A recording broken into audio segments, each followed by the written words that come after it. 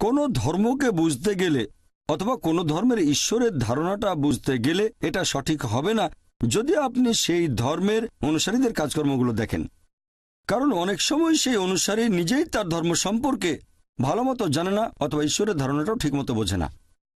কোনো একটা ধর্মকে বোঝার সবচেয়ে সেরা যে উপায় অথবা কোনো ধর্মে ঈশ্বরের ধারণাকে বোঝার সেরা উপায় হচ্ছে সেই ধর্মের যে পবিত্র গ্রন্থগুলো আছে সেখানে ঈশ্বর সম্পর্কে কি বলা হয়েছে সেগুলো দেখা। আসুন আমরা সংক্ষেপে পৃথিবীর প্রধান ধর্মগুলোতে ঈশ্বরের ধারণা সম্পর্কে জেনে নিই। প্রথমে আমরা হিন্দু ধর্মে ঈশ্বরের ধারণা বোঝার চেষ্টা করব। হিন্দু ধর্মের সবচেয়ে পবিত্র আর বিশুদ্ধ দুটো ধর্মগ্রন্থ আছে, সেগুলো বেদ আর উপনিষদ। ছান্দোগ্য উপনিষদে উল্লেখ করা হয়েছে 6 নম্বর অধ্যায় অনুচ্ছেদ 2 পরিচ্ছেদ 1, একম এভিদ্বিতীয়ম, ঈশ্বর কেবলমাত্র একজন, দ্বিতীয় কেউ নেই। এটা একটা সংস্কৃত উদ্ধৃতি। এরপর শ্বেতাচিত্র উপনিষদে উল্লেখ আছে 6 নম্বর অধ্যায় অনুচ্ছেদ 9, নাচস্য কসিজ জনিতানা চ দীপা, মহান ঈশ্বরের কোনো বাবা মা নেই, তার কোনো প্রভু নেই, তার কোনো বাবা নেই, তার কোনো মা নেই, তার উপরে আর কেউ নেই। এছাড়াও শ্বেতাচিত্র উপনিষদে উল্লেখ আছে অধ্যায় 4 অনুচ্ছেদ 19, আর আছে যজুর্বেদে অধ্যায় 32 অনুচ্ছেদ 3, ন তস্য প্রতিমা অস্তি, মহান ঈশ্বরের কোনো প্রতিমা নেই। প্রতিমা একটা সংস্কৃত শব্দ যার মানে প্রতিমূর্তি, ফটোগ্রাফ, পেইন্টিং, ছবি, ভাস্কর্য অথবা একটা মূর্তি। বলা হয়েছে মহান ঈশ্বরের কোনো প্রতিমূর্তি নেই, কোনো ছবি নেই, কোনো পেইন্টিং নেই, কোনো ফটোগ্রাফ নেই, কোনো ভাস্কর্য নেই, কোনো মূর্তি নেই, কোনো প্রতিমূর্তি নেই। আর হিন্দুদের ব্রহ্মসূত্র হিন্দুজমে মূল ধর্মবিশ্বাস। एकम ब्रह्म देवता नास्ते नैना नास्ते किंचन, भगवान एक ही है, दूसरा नहीं है, नहीं है, नहीं है, जरा भी नहीं है। ঈশ্বর কেবলমাত্র একজন, দ্বিতীয় কেউ নেই, আর কেউ নেই, আর কেউ নেই, আর কোথাও কেউ নেই। তাহলে যদি হিন্দু ধর্মগ্রন্থ পড়েন সেখানে আপনারা হিন্দু ধর্মে ঈশ্বরের ধারণাটা বুঝতে পারবেন আর হিন্দু ধর্মটাকেও সঠিকভাবে বুঝতে পারবেন। আসুন এবারে আমরা ইহুদি ধর্মে ঈশ্বরের ধারণা দেখি।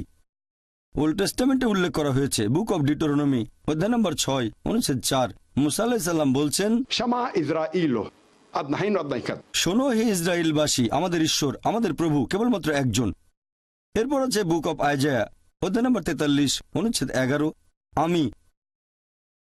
আমি ঈশ্বর, আমি ব্যতীত আর কোনো রক্ষাকারী নেই।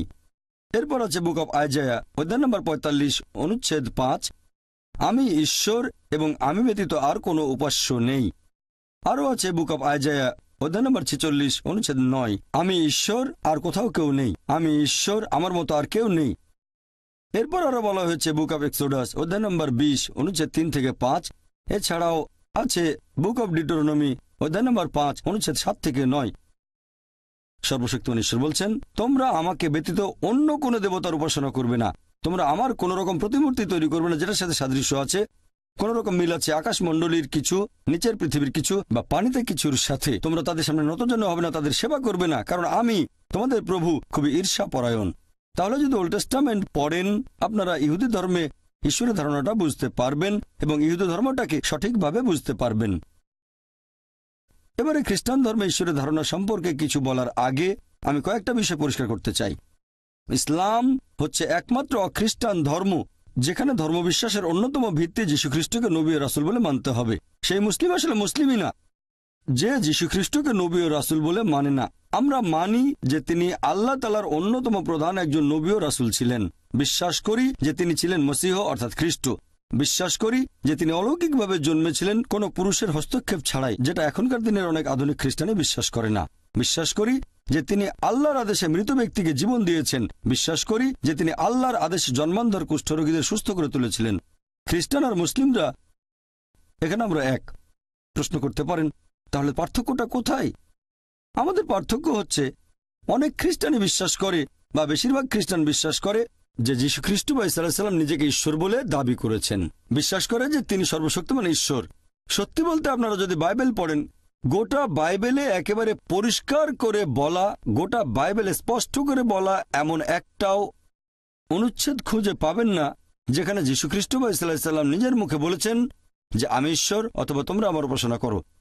সত্যি বলতে যদি বাইবেল পড়েন, গসপেল অফ জনে বলা হয়েছে অধ্যায় নম্বর 14 অনুচ্ছেদ 28 যীশুখ্রিস্ট নিজের মুখে বলেছেন, আমার পিতা আমার চেয়ে মহান। গসপেল অফ জন অধ্যায় 10 অনুচ্ছেদ 29। আমার পিতা সবার চেয়ে মহান। গসপেল অফ ম্যাথিউ অধ্যায় নম্বর 12 অনুচ্ছেদ 28।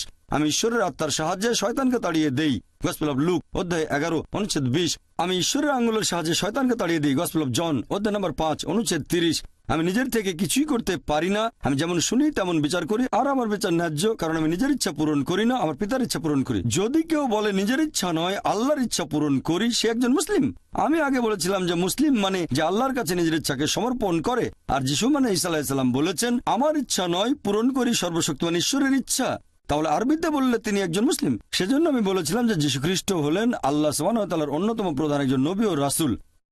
এরপর যিশু আরো বলেছেন, গসপেল অফ জন অধ্যায় নম্বর 14 অনুচ্ছেদ 24, তিনি বলেছেন, তোমরা যে কথাগুলো শুনছো সেগুলো আমার নয়, বরং এগুলো পিতার যিনি আমাকে পাঠিয়েছেন। এরপর আছে গসপেল অফ জন অধ্যায় 17 অনুচ্ছেদ 3। যীশু খ্রিস্ট নিজের মুখে বলেছেন, এই হলো অনন্ত জীবন, যাতে তোমরা জানতে পারো একমাত্র ঈশ্বরকে এবং যীশু খ্রিস্টকে যাকে তিনি পাঠিয়েছেন। এছাড়া পরিষ্কার বলা হয়েছে বুক অফ অ্যাক্টস অধ্যায় নম্বর 2 অনুচ্ছেদ 22, বলা হয়েছে, হে ইসরায়েলবাসী, মন দিয়ে শোনো, নাজারেত শহরের যিশু যে ঈশ্বর মনোনীত মানুষ তোমাদের মাঝে, সে অনেক অলৌকিক কাজ করবে, ঈশ্বর তাকে দিয়ে করাবেন আর তোমরা তার সাক্ষী থাকবে। ঈশ্বর মনোনীত একজন মানুষ তোমাদের মাঝে, সে অনেক অলৌকিক কাজ করবে, সেটা ঈশ্বর তাকে দিয়ে করাবেন, তোমরা তার সাক্ষী থাকবে। একবার যীশু খ্রিস্টকে প্রশ্ন করা হয়েছিল যে কোন আদেশটা প্রথমে মেনে চলবো, তিনি ঠিক সেই কথাটাই বলেছেন যেটা এর আগে বলেছিলেন মুসা আলাইহিস সালাম। এটা হচ্ছে গসপেল অফ মার্কে অধ্যায় নম্বর 12 অনুচ্ছেদ 29। যিশু আলাইহিস সালাম বলেছেন, शमा इस्राएल अदना हाइन अदना खद শোনো হে ইসরায়েলবাসী, আমাদের প্রভু আমাদের ঈশ্বর কেবলমাত্র একজন। তাহলে যদি বাইবেল পড়েন, আপনি খ্রিস্টান ধর্মের ঈশ্বরের ধারণাটা বুঝতে পারবেন, খ্রিস্টান ধর্মটাকেও সঠিকভাবে বুঝতে পারবেন। আসুন এবারে ইসলাম ধর্মে আল্লাহ ধারণা নিয়ে আলোচনা করি। আর ইসলাম ধর্মে আল্লাহ সুবহানাহু ওয়া তাআলার ধারণা সম্পর্কে সবচেয়ে সেরা যে উত্তরটা, সেটা পবিত্র কোরআনে সূরা ইখলাস। কোরআনের অধ্যায় নম্বর 112 আয়াত 1 থেকে 4 বলা হয়েছে, कुल हु अल्लाहु अहद বলো তিনি আল্লাহ এক অদ্বিতীয়। अल्लाहुस समद আল্লাহ তিনি সার্বভৌম চিরস্থায়ী। लम यलिद वलम यूलद তিনি কাউকে জন্ম দেননি, কখনো জন্ম নেননি, वलम यकुल लहु कुफुवन अहद। তার সমতুল্য কিছুই নেই। এই হলো আল্লাহ সুবহানাহু ওয়া তাআলার 4 লাইনের সংজ্ঞা। যদি কেউ বলে যে অমুক জায়গায় অমুক লোক হচ্ছে ঈশ্বর, যদি কেউ এই 4টা পরীক্ষায় পাশ করে, আমরা মুসলিমরা আপত্তি ছাড়াই তাকে আল্লাহ বলে মেনে নিতে পারবো। 1 নম্বর হচ্ছে, বলো তিনি আল্লাহ এক অদ্বিতীয়। 2 নম্বর, তিনি হবেন সার্বভৌম চিরস্থায়ী। 3 নম্বর, তিনি কাউকে জন্ম দেননি, কখনো জন্ম নেননি। 4 নম্বর, সমগ্র বিশ্বজগতে তার সমতুল্য আর কেউ নেই। এই হলো আল্লাহ তাআলা 4 লাইনের সংজ্ঞা। এটাকে আমরা বলি ঈশ্বর তত্ত্বের লিটমাস টেস্ট অথবা ঈশ্বর তত্ত্বের কোষ্ঠী পাথর। আর পবিত্র কোরআন বলছে সূরা আনাম অধ্যায় নম্বর 6 আয়াত নম্বর 108 যে আল্লাহকে ছেড়ে যাদেরকে তারা উপাসনা করে তাদের তোমরা ভুল করেও গালি দিও না, কেননা তারা সীমালঙ্ঘন করে অজ্ঞানতা বশত আল্লাহ সুবহানাহু ওয়া তাআলাকেও গালি দেবে। কোরআন মুসলিমদের নিষেধ করেছে খারাপ কথা বলবে না, গালি দেবে না, বদনাম করবে না। আল্লাহকে ছেড়ে যাদেরকে অন্য মানুষেরা উপাসনা করে, বরং কোনো কিছু না বুঝে তারা আল্লাহকে গালি দেবে।